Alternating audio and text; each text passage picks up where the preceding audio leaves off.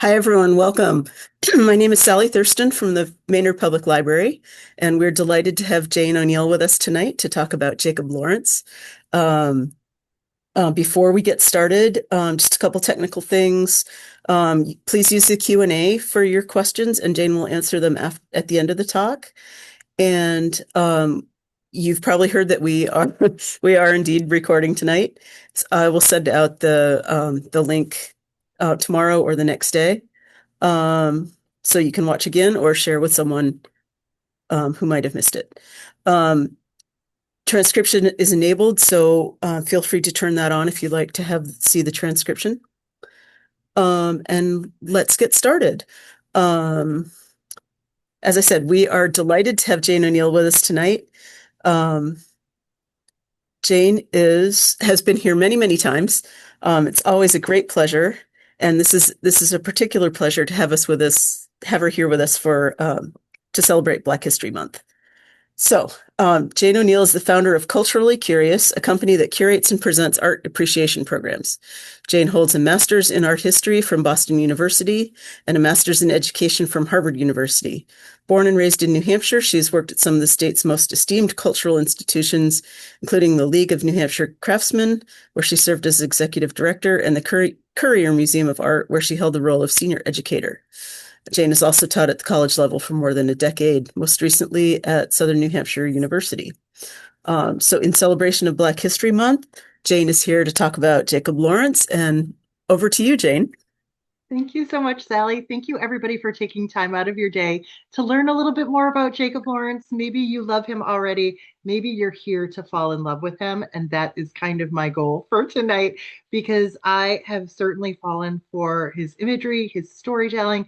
This is really the first African American artist to get national recognition, and he broke so many barriers for so many other artists. And we will see why, because there really is something very powerful about Jacob Lawrence's images. We've had the chance now for a couple of minutes to enjoy this self-portrait that he made when he was about 60 years old. He's so engaging here, looking right out at us, showing us that he's an artist. We're going to be looking at some of the works that are even behind him tonight, but it gives you a sense of this sort of affable person that's behind all of these works that we'll be looking at. So let me give you a sense in terms of how we'll spend our time together. Here's our program overview. We'll get started with an introduction to Jacob Lawrence, sort of an overview in terms of what his life's work was like. Then we'll turn our attention to his greatest effort, really, and it was an early success, the Migration series, and it is a visual epic. He was known for his deep roots in the community of Harlem, so we'll take a look at some of those images. And then he documented his experiences in World War II, so we'll turn our attention to that. After World War II, the artist gets really interested in telling the histories of people whose voices and perspectives haven't always been shared. So that is the Struggle series, and then we will wrap up with some of his later work and conclude. This is another self-portrait that we can see of the artist. He's in the studio here, and we'll probably see a couple more images of this attic studio that he had towards the end of his life. It just seemed like such a colorful, vibrant place. It seemed like he welcomed a lot of people into it. Interestingly, though, this is Harlem outside the window, even though that is not where his studio was located at this point. So Harlem's always on his mind. All right, let's get started with an introduction to Jacob Lawrence. We've got a great childhood picture over here. Here is the artist as a very young boy. He was born in 1917 in Atlantic City, and he was the son of parents who had actually migrated north from the South in search of better opportunities. And of course, that is a story that he becomes deeply connected to in his work. His parents divorced when he was around 7 years old, and something that profoundly impacted him. His parents put him into foster care along with his siblings for the next 6 years or so, and he lived out of state. When by the time he was 13 years old, he was collected back by his mother along with his siblings, and they established themselves in the community of Harlem in New York City.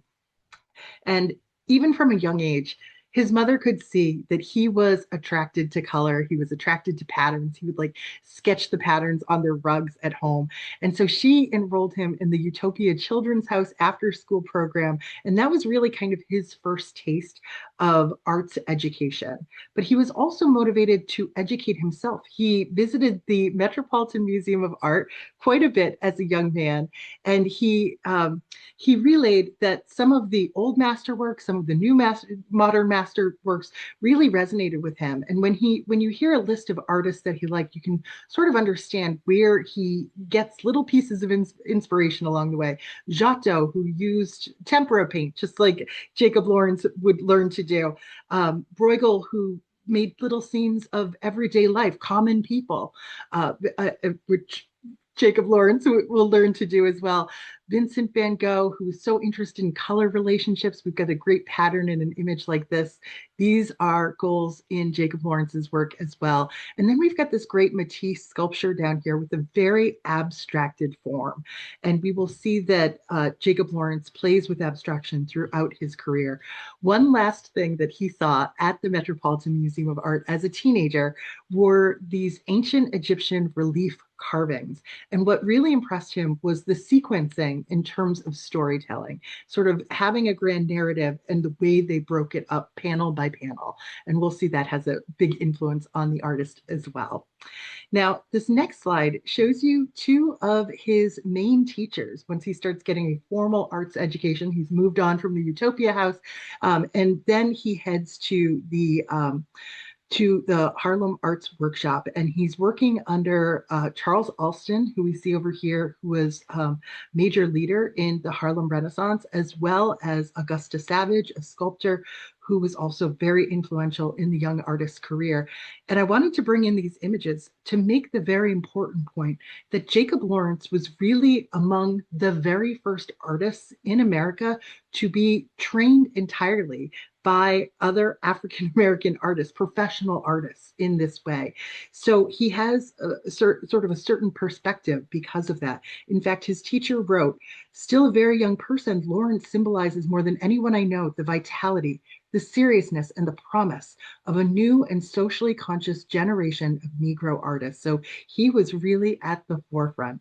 What we're looking at here, here's Jacob Lawrence as a young man working at the Harlem Workshop. Here he is a little bit later on in his corner of a studio that he rented. So he had this kind of incredible arts education. And believe it or not, it was all funded by the federal government, by New Deal programs during the Great Depression. And even though there was funding, there was still a lot of financial pressure on Jacob Lawrence and his family. So he actually left school at the age of 16. He got two different jobs, but he talked about how all day he'd be working, he'd be delivering papers, he'd be delivering laundry, and all he wanted to do was to get back to these creative spaces. So when he was just 18 years old, he starts renting literally a corner of a studio that belonged to his mentor, Charles Alston. And it just happened to be this phenomenal place for him to get situated because all of these luminaries from the Harlem Renaissance, you had people like Langston Hughes and Alain Locke and Richard Wright all coming through this studio, and they're all exchanging ideas and talking about African American history. And Jacob Lawrence was sitting there like a sponge, taking it all in. It was essentially like a graduate course in Black history. But Jacob Lawrence also did his research. He spent a lot of time at the library. And because of that, he painted a lot of pictures of libraries too. This is a later painting of his that's on the right. But there was one library in particular, the New York Public Library, the 135th Street branch, that was especially important to him. It's now called the Schomburg Center for Research on Black Culture. One of the things that Jacob Lawrence realized very early on was that in school they did not teach Black history, and I think that felt like a major omission, like a major void in his education. But what he found was that he could go to the library, particularly this one research center, and read old newspaper clippings, read accounts about Black life in the 1800s, and this is really how he prepared himself for so many for so many of the works of art he was to create. So he talked very passionately about how important libraries were to him because that's where he got this education. And this image over here on the right, incidentally, is called Students and Books from much later, like I said, 1966. But he was always very keen on the idea of showing the library as a very vital community resource to Black communities. Now, I've talked a lot about Black history and the sequencing of images. Here we can see young Jacob Lawrence, just when he was 21 years old, he secured a paid position within the WPA's federal arts program, and that allowed him to work on art full time. That was amazing. He was too young to get like a big mural commission, and the WPA wasn't too keen on giving mural commissions to people interested in Black history. So he pivoted and he made a really smart move. He started making narrative series, panel by panel, about Black history. He did a number of these series on Frederick Douglass, and we're looking at a panel on Harriet Tubman right here. And I wanted to pause on this panel because I think we can see at the earliest stages of his career some of Jacob Lawrence's genius here. So he referred to his own style as being dynamic cubism. He also called it expressionism. Very quickly, I'm just going to say that you can almost see all of those influences from the Metropolitan Museum visits as a teenager: the tempera paint, the abstracted form, the interest in color and pattern, and the interest in the lives of everyday people. We also get a little bit of sequencing because his Harriet Tubman series was a series of collective panels. So with Harriet Tubman here, we can see a reduced color palette. He's really kind of telling us this forceful story without a lot of extraneous detail. We have in almost every Jacob Lawrence painting a real interest in strong diagonals. And you can see that with the landscape and this log that Harriet Tubman is sort of busy sawing here, kind of coming together at this imagined point outside of the frame. We can also see these massive shoulders that she has, and one of them is like at this incredible angle here that's kind of intersecting with the landscape in the background. It gives you a sense of her movement there, right? And we can also see that he's giving us a perspective on her work from an unusual angle. As I understand it, her knee is on this log. This is her foot kind of sticking out behind. So we're kind of like looking down at her in a way that sort of allows the artist to flatten out her body. And we can see with her head down below her shoulders here, the emphasis on that work, those big hands here as well, so close to us in this picture, emphasize her labor here. So there's a lot that he's doing that seems deceptively simple, I would say, but the end result is really powerful imagery, very powerful storytelling.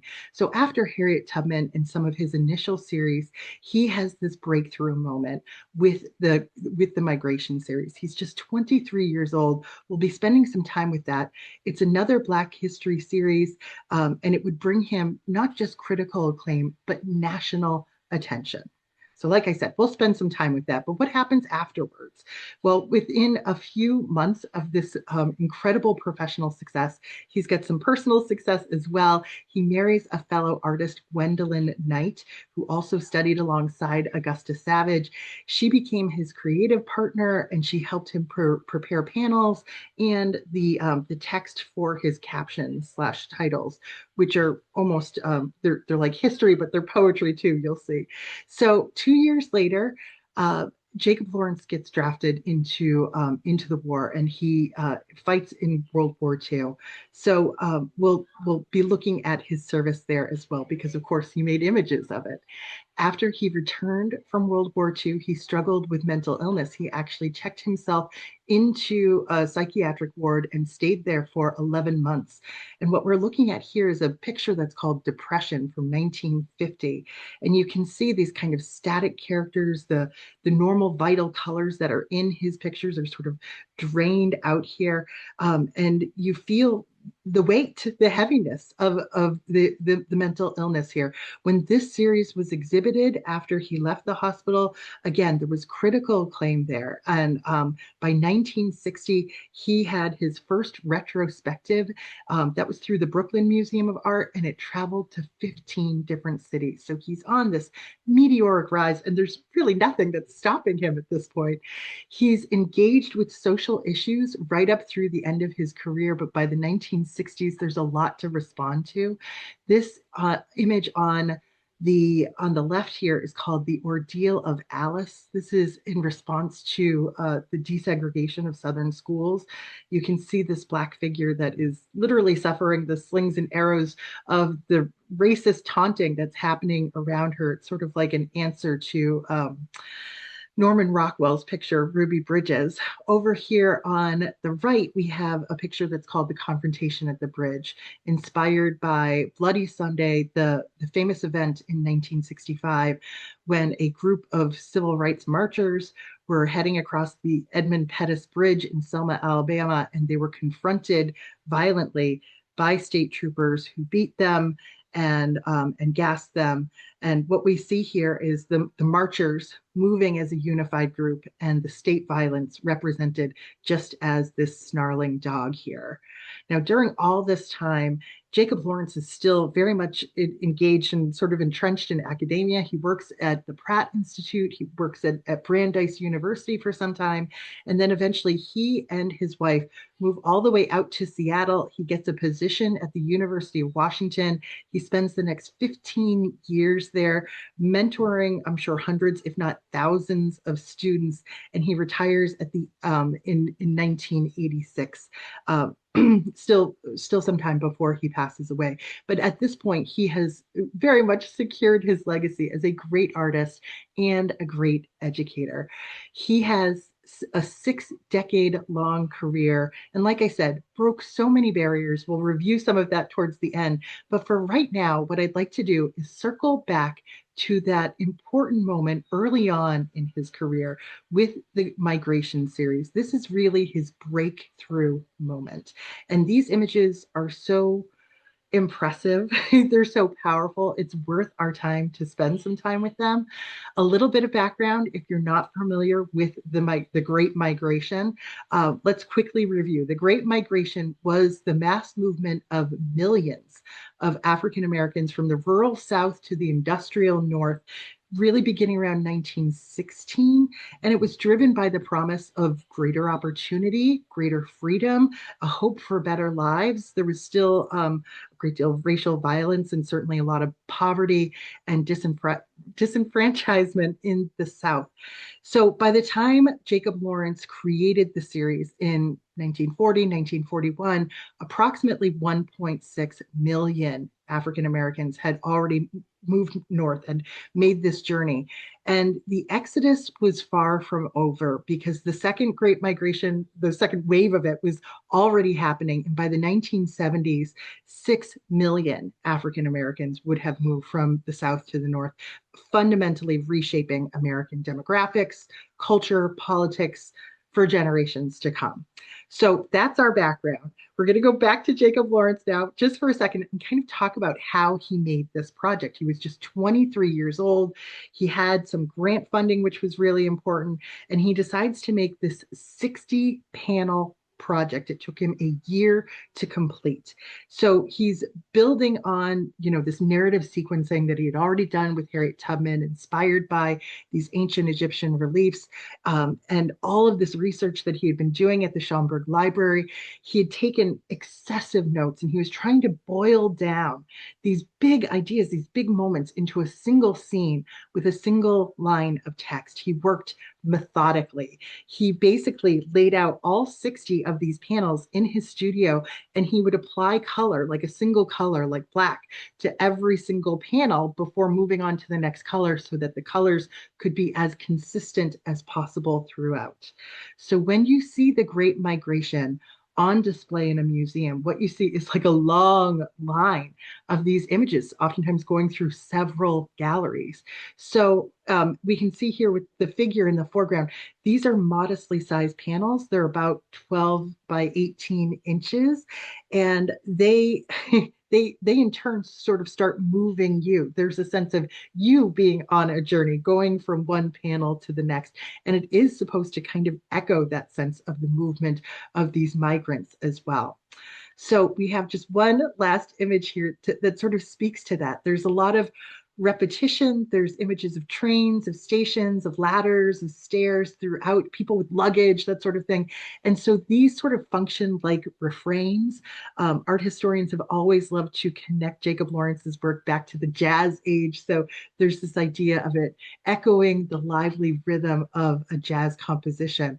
And we have these strong diagonals throughout, these really impressive diagonals that give you this incredible sense of movement, and oftentimes tend to like extend out beyond the frame of the picture. It's propelling these migrants forward. So if you want to see all 60 images, there are great videos on YouTube. I'm going to show you a few that I think are the most telling and the most impactful, and they're a little bit out of sequence. No offense to Jacob Lawrence. He is a great storyteller, but I've just sort of rearranged them in a way that I think helps us understand the entire work. So this is the first panel. And what we see here is a crush of people in a train station, all anonymous figures without distinct faces here, moving towards these northern cities, Chicago, New York, St. Louis. We do have these strong diagonal lines that subtly emphasize how people are dispersing here. So Jacob Lawrence is attempting to tell a universal story. It's not a specific story, it's everyone's history. And he's doing it with an economy of color, just little pops of color that move our eye forward as we are looking at these crowds here, right? Now, why is everybody moving? Jacob Lawrence did a few panels, not consistent, like right after one after another, that did speak to the very harsh inequality that existed in the South. Like I said, he had these captions that he would use as titles. So number 17 at the top left here, the migration was spurred on by the treatment of the tenant farmers by the planter. So there's a sense of exploitation, there's a sense of poverty here. Number 24, their children were forced to work in the fields. They could not go to school. I can't imagine what it would feel like to know that your children can't be educated, to know that their lives won't be any different from your life. Down here at the bottom left, number 10, they were poor. That's the only caption here. And look at the spare composition as well. Two figures sitting with their shoulders sort of slumped and their heads bowed over very simple meals here. There's an agony to this poverty, right? Over here at the bottom right, this is number 22. The caption is, another of the social causes of the migrants leaving was that at times they did not feel safe, or it was not the best thing to be found on the streets late at night. They were arrested on the slightest provocation. So these are all good reasons to leave, but Jacob Lawrence even includes the worst of them, the racial violence. This is panel number 15, and it simply says, there were lynchings. He doesn't show a body. He just suggests the violence, and he suggests the devastation, the grief that comes from losing someone that way. We've got this strong diagonal that leads our eye to this very simply rendered figure here. It's so Spartan that it sort of like stabs at your heart just to see this. So now there's a dream of something else, a different kind of life. I just love this composition. The head close to us, the bed sort of spreading out in the distance. Again, these strong diagonals.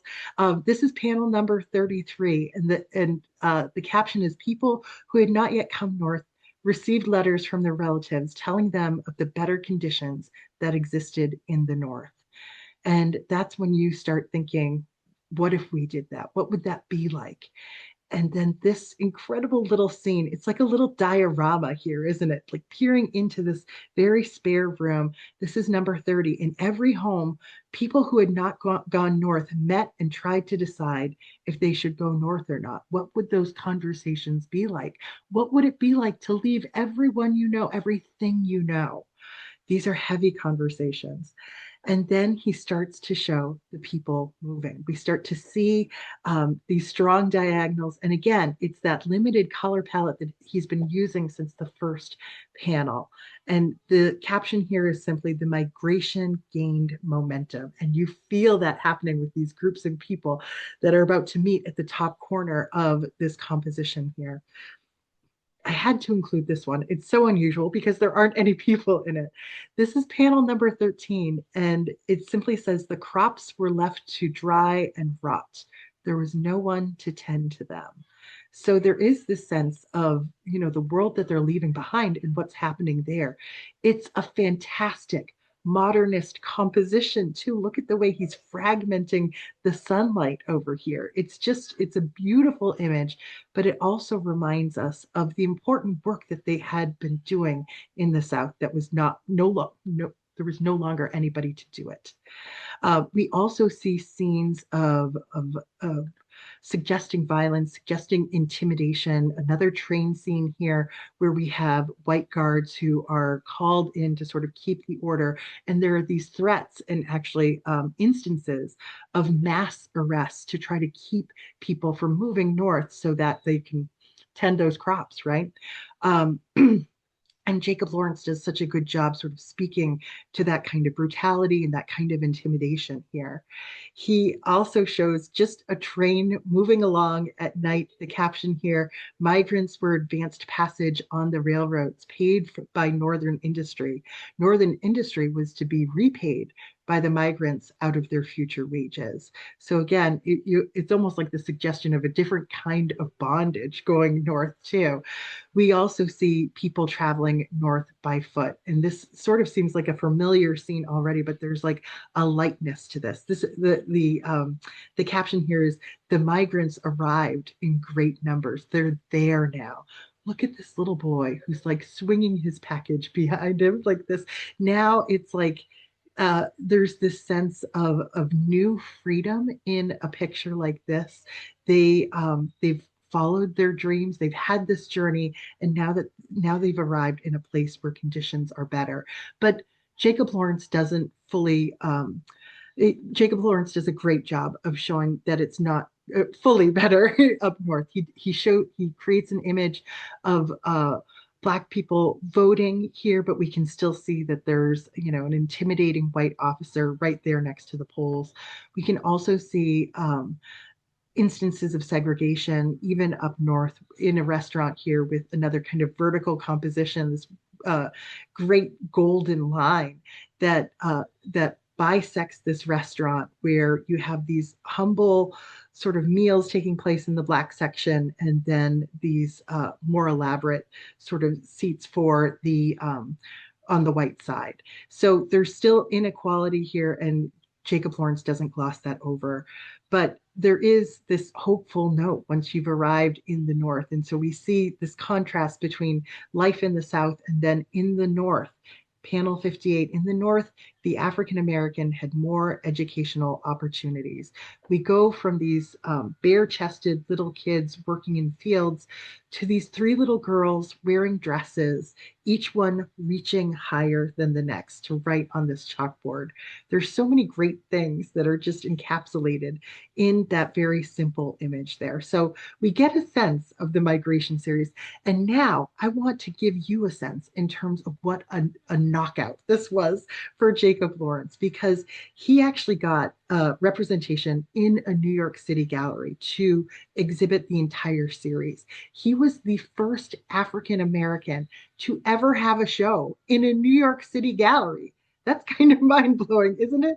And from there was like unprecedented interest in what he had produced. In fact, museums were fighting over who would get this collection. In the end, the Museum of Modern Art purchased, I think, all of the odd numbers, and then Phillips collection down in DC got all of the even numbers, so they split it up.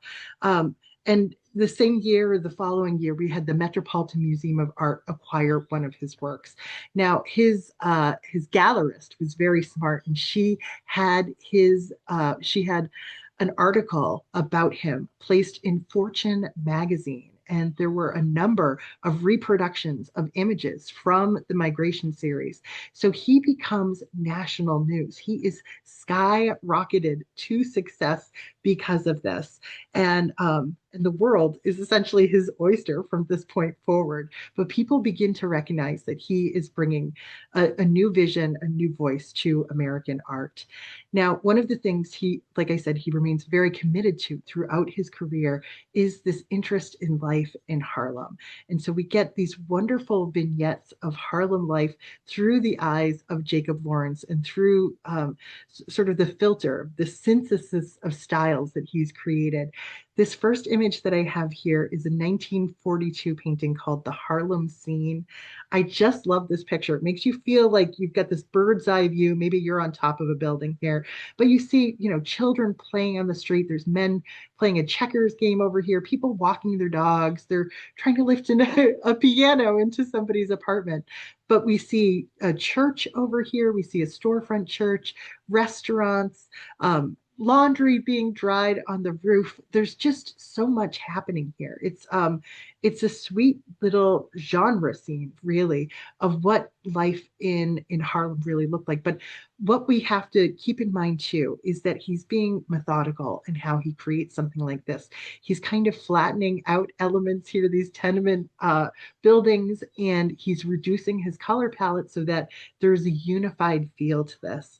You can see within the space of just a year or so that his images become a little bit more abstract and a little bit more compressed. This one is called This is Harlem from 1943, and it transforms this bustling neighborhood into this dynamic patchwork, right? And it's very condensed. We can see all of these tenement buildings sort of overlapping each other in the background, but he's using an even more reduced color palette here. We've got this great abstraction of all of these fire escapes on all of these buildings. He's just boiled it down to the bare necessities. And he's telling us about the signs in Harlem, the churches in Harlem, and again, all of these little figures that are moving about their daily lives here.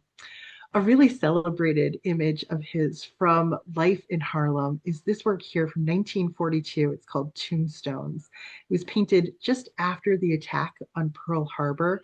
So I sort of get the sense that it's a little bit informed by those heavier feelings, but we see really the beginning and the end of life all coming together in this little snippet of Harlem here. We have a man with a baby carriage here, a woman with a babe in her arms, and just underneath this staircase is a store that sells tombstones. And so we have these prominent crosses here and other stones suggesting, reminding us of the end of life.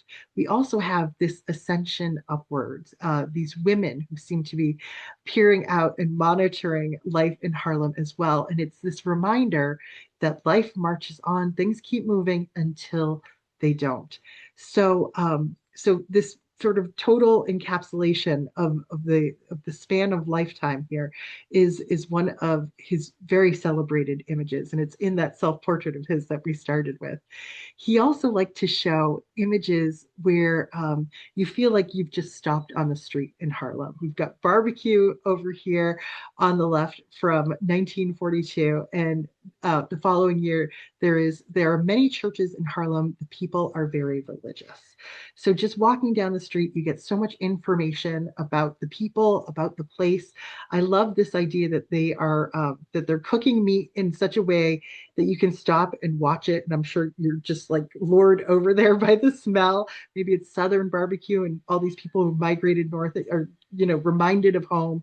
People who have stopped and watched. We peer in and see the rest of the restaurant. People, seated on stools, people in booths. Over here, it's almost the same thing. It's a storefront that's been converted into a church. We can peer into that church. We also have the great little abstract stained glass window as well. I love the sign in the background, God, God, God. So he's telling us so much about who the people in his community are, what they're interested in. Just a few years later, he begins to really zoom in on some of the people in his community. This is post World War II. He's very interested in labor and celebrating the average person. So we have the seamstress over here from 1946. This same year, he also painted the barber shop over here on the right. So we get sort of a closer look at that kind of work and the nobility of working with your hands, of going to work every day, and of people contributing to their communities through their daily labor. Now, one last slide from this section on Harlem. We can see an image on the left that's called The Cabinet Makers from 1946. And then I think this is probably his first library painting. It's called The Libraries Are Very Appreciated. I love that one. And in both of these scenes, I mean, we get this kind of dynamism, the way the certain unusual perspective of this bookshelf, the movement of these figures as they're working together to build something.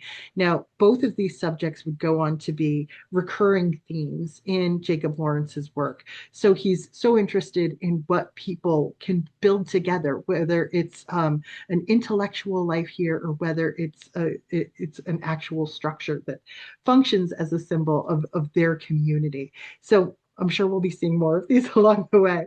For now, we're going to turn our attention to Jacob Lawrence's profound experiences during World War II. He was actually drafted into the Coast Guard, and he was transferred to a boat called the USS Sea Cloud. It was the Coast Guard's first racially integrated vessel. What an experience to be on that boat. And he was appointed a combat artist. And his ship went to Italy, England, India, and he was painting all of it. But unfortunately, most of those paintings, if not all of those paintings, were lost.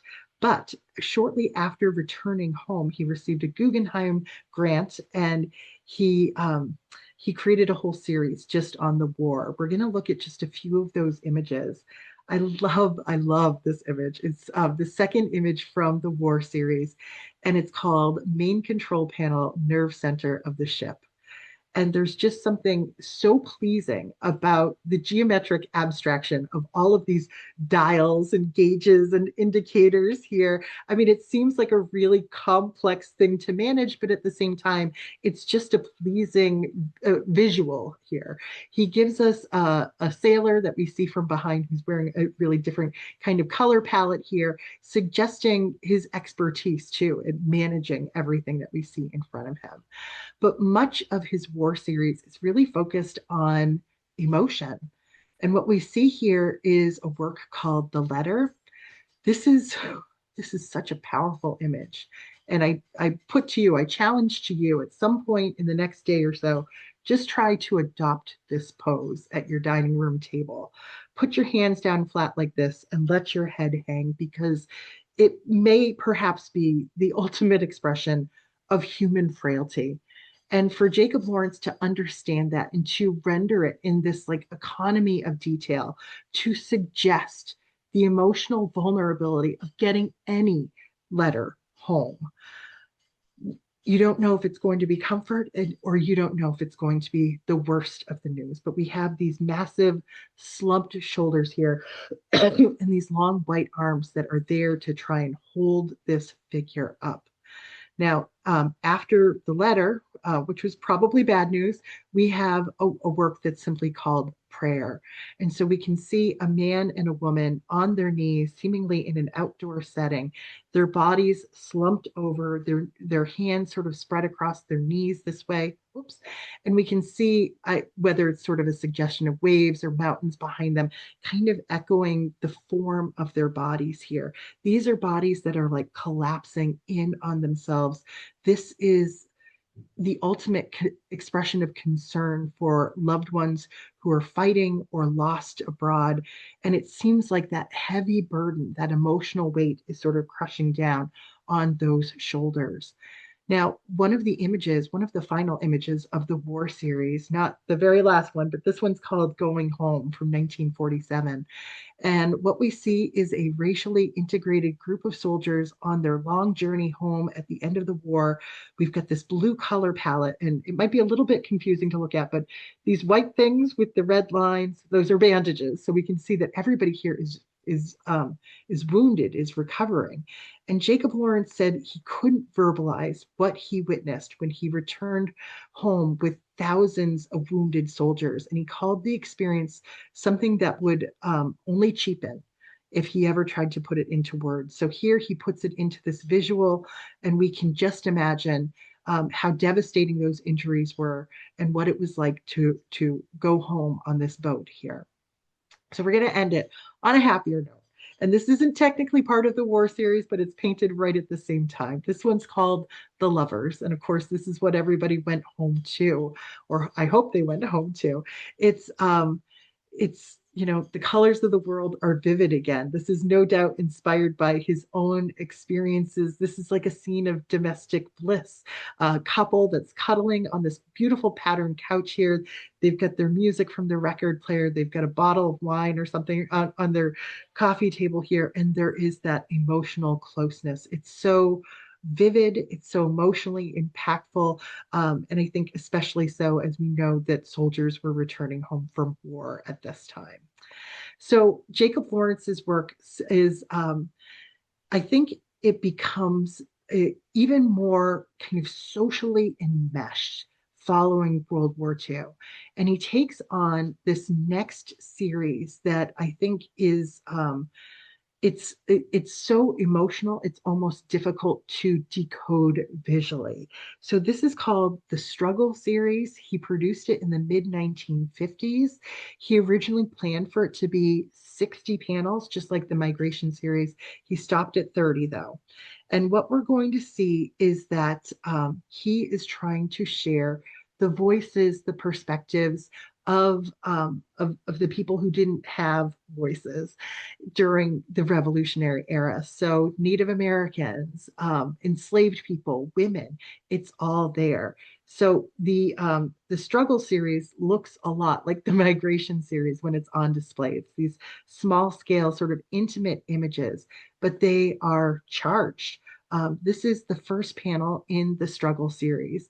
We can see these very strong gestures here. It's a little bit hard to make out what exactly is unfolding here, but the caption might help. The title comes from a Patrick Henry quote, who is famous for saying, "Give me liberty or give me death."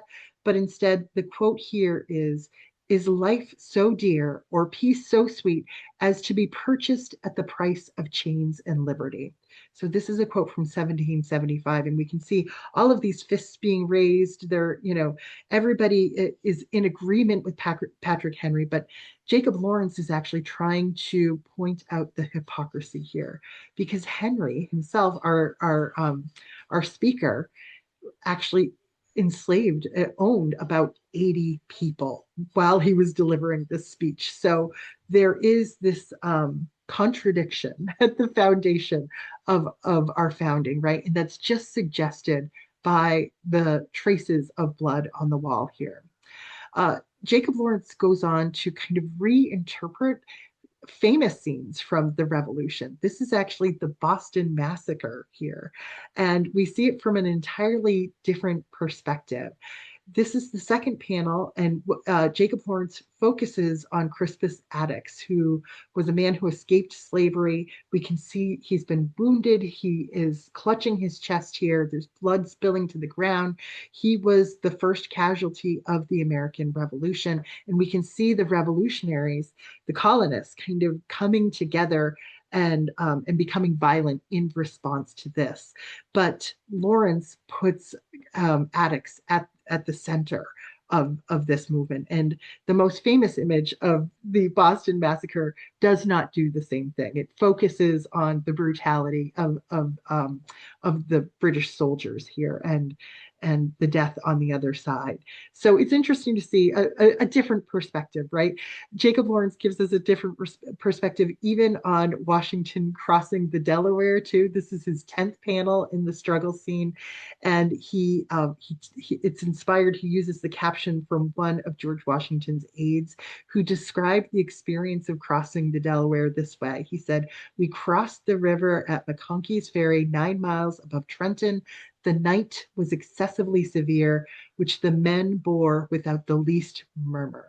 So you have this idea of like everybody hunkered down in this horrible weather and just getting through it. You do not have the suggestion of George Washington's heroism in crossing the Delaware here. This is about every single brave soul that got onto those boats to fight that battle. And so Jacob Lawrence is sort of equalizing everything here. The last image that I'm going to show you from the Struggle series is this one here, which is sort of extraordinary. It's the 12th panel and it's called "And a Woman Mans a Cannon." That's exactly what we see here. This is a woman standing here with a pistol in her belt, and her husband, who had been manning this cannon here, has passed away. And so she gets up in his place and she is doing this work. Her name is Margaret Cochrane Corbin, and she took over firing this cannon. This was in 1776. She's a commanding figure, obviously, in this work, and her contributions were initially honored. She was given full military honors at West Point when she was buried, but for more than 200 years, her contributions to the revolution were not acknowledged on any war monument. So this is Jacob Lawrence sort of reclaiming that story and celebrating this woman and her contributions. So we can see how interested he is. Oh, and I should mention with the Struggle series, the critics were confused. They thought that Jacob Lawrence told the story of Black people, and they didn't really know what to make of this kind of advocacy around the voices of all different kinds of people. So he didn't quite fit into this little, square peg that they imagined he occupied. But that's not to say it diminished his status in any way. For the rest of his career, he I mean, he just experiences success after success. We're going to gloss over just a few of them. Look at this. In 1972, he made one of the official posters for the Olympics that year. This was taking place in Munich. There were a couple of other really phenomenal artists that made posters that year too, including David Hockney and Joseph Albers. I love this scene. We see 5 Black runners and they are coming around this bend. You can see the effort on their faces, the struggle there. But I also love how he sort of gives us almost like a fisheye distortion around this corner where we can see what this runner's one leg sort of spreading out in front of us as he's making this leap, trying to cross this line at the same time. But we can also see a sort of distortion in these bodies as they curve around this corner. So we see this great suggestion of athleticism here. Jacob Lawrence, one of his final major works was actually for the New York City subway. This is called New York in Transit. It's made out of Murano glass. It was installed in October 2001. It's a little bit hard to see, I know, in this image, so I'm just going to show you a silk screen of just this part here. What we're looking at are people actually riding the subway. You can see how they're hanging onto the handles here. And then there's like a blue pole to hold onto. This is Jacob Lawrence. This is the artist himself with his paintbrushes and palette. How fitting is it that the man who launched his career with the Migration series sort of wraps it all up with another image about people in movement. Now they're just commuting home from work, right? That subject of the builders that I mentioned became sort of a lifelong passion for him. Especially in the last 3 decades or so of his career, he just was kind of cranking out these images of usually kind of integrated scenes of people collaborating and hammering and sawing things, working together. His roots in his interest in this subject had personal roots for him because he had worked briefly in construction as a teenager. but the metaphor of it really deepened over time.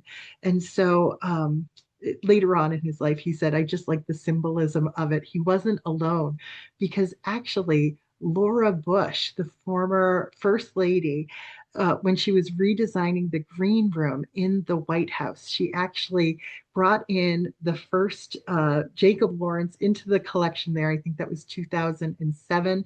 And so there's a builders in the White House collection. And believe it or not, George and Laura Bush actually had their own personal collection of Jacob Lawrence images at their home prior to going to the White House. But Laura Bush said, "I like the strength of it. The people in it are strong, and I like the idea of people working together to build something. It's our country. It's what our country relies on." So Jacob Lawrence was celebrated, especially towards the end of his life, with numerous honorary degrees. The young man who was forced to leave high school because he needed to support his family got honorary degrees from 18 institutions, including Harvard, Yale, Amherst College, New York University, and Howard University.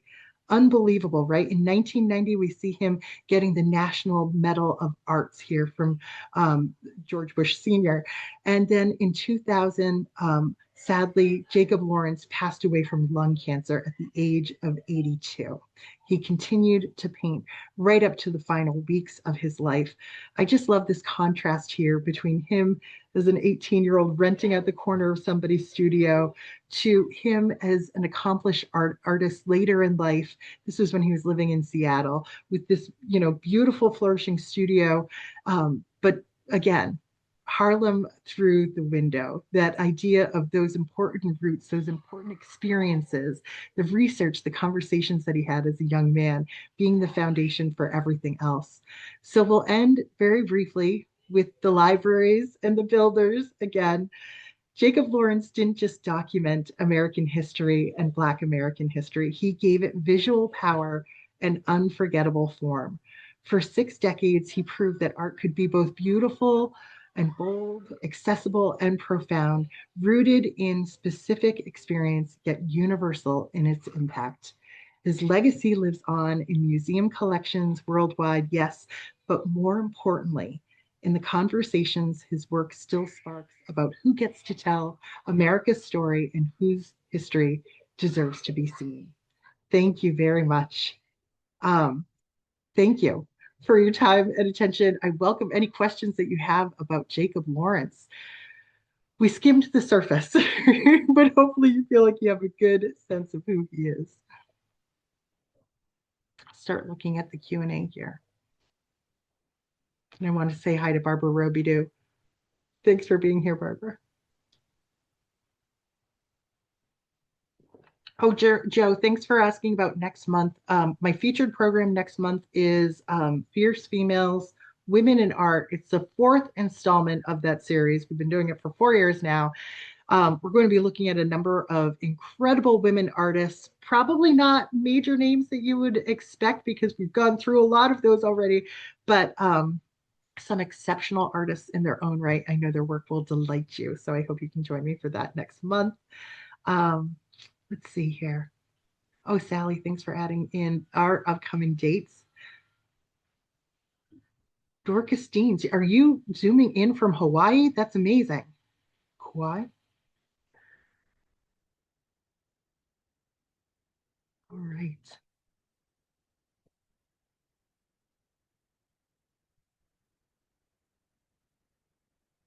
Thank you, Barbara. Thanks for being here tonight. I appreciate it.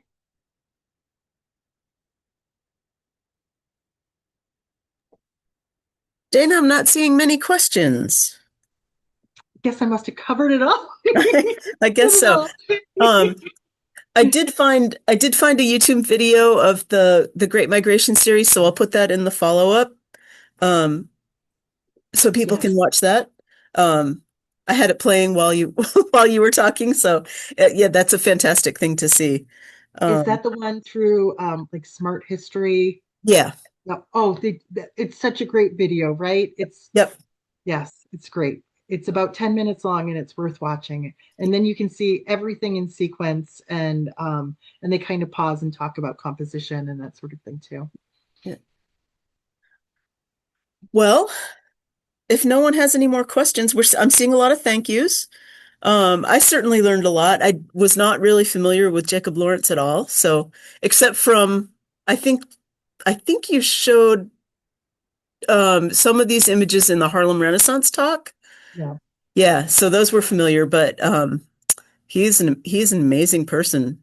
Seriously. I mean, he's what a trailblazer, right? He did it all first, really. And I mean, I just love that he was recognized for his contributions, you know. I mean, people could see that he was doing something novel and something impactful. Indeed. So let's take one more look at the Q&A. There's a question from Jan. Could you talk about his color palette for the Great Migration series? Sure. Um, I mean, oh, sorry, I'm going into my notes there. Okay. We can go back to it and just take a quick look.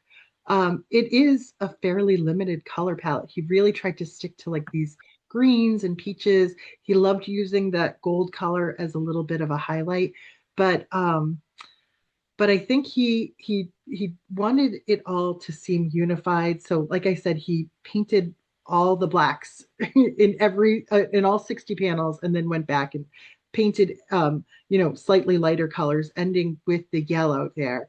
I'm not sure that there's any sort of deeper significance to the colors that he chose. I'm not sure if there's like a more specific query within your question, Jan. So if you're looking for something else, let me know. But we can see that there's a sense of unity between the images and again, a somewhat limited color palette to do that.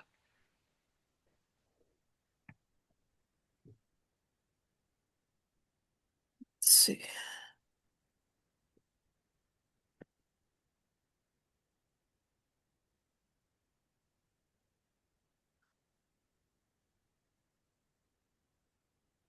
Jeff is asking in the Q&A, did he ever do any portraits of specific people he knew? That's a really good question, Jeff. I was looking for a portrait of, like, let's say his wife.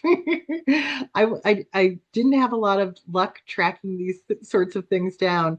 I think I don't get the sense that he was as interested in doing portraits. I'm not going to say that he never did them, but what I came across more often than not was people that studied under him or so admired him that they made portraits of him. There's a lot of those out there, but he seemed pretty focused on these histories, on telling the stories of Harlem, um, and telling the stories of like the civil rights movement. That I don't even think he did portraits of like civil rights leaders. I don't think it's really, he was the people's painter. He's trying to um, tell our stories, really. It's interesting in this picture from the migration series, you don't see any faces at all. So Yeah. does that make it a more universal story then? I think that's the goal. And I think when we're thinking of like, millions of people that took this journey, it is trying to account for the experience of so many people. So the individuality of these figures really is less important. It's about this well in like an image like this, what feels almost like a unified movement this way, a shared experience among so many people. So yeah, the individual faces didn't matter, but this was also a little bit a part of the aesthetic of the Harlem Renaissance. At this time, there are other artists like Aaron Douglas who look back to even ancient Egyptian art as a model, and they see an emphasis on eyes and profiles, but not distinct facial features. So there's a little bit of that influence there too. Okay, well, Jane, thank you so much. I'm not seeing any other questions. So I think we'll say goodnight here. And for everyone who's watching, I'll put the registration links for our next talks with Jane in the follow-up email, as well as the YouTube video that she mentioned about the Great Migration. So you can enjoy those on your own time, and we hope to see you in April and then again in May. All right, so good night, everyone. Thank you so much, Jane. My pleasure. Thanks, Sally. Thank you, everybody. Have a good night. Night.